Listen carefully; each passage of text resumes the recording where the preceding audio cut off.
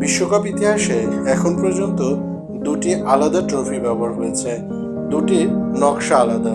প্রথমটির নাম ছিল জুলে রিমি ট্রফি, যা 1930 থেকে 1970 সাল পর্যন্ত ব্যবহৃত হয়েছে।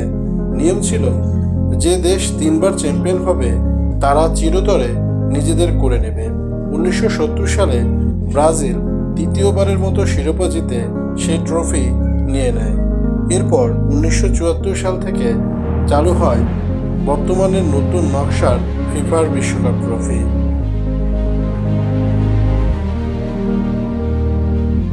জুলে রিমি ছিলেন ফিফার তৃতীয় সভাপতি। দায়িত্বে ছিলেন 1921 সাল থেকে 1954 সাল পর্যন্ত টানা 33 বছর। তিনি ফিফার ইতিহাসে সবচেয়ে দীর্ঘমেয়াদী সভাপতি। 1928 সালে ফিফার প্রেসিডেন্ট থাকা অবস্থায় তিনি প্রথমবার বিশ্বকাপের পরিকল্পনা করেন।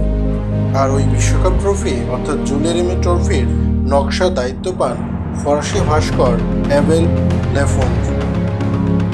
সেই ট্রফিটির উচ্চতা ছিল 35 সেন্টিমিটার, ওজন ছিল 3.8 কেজি।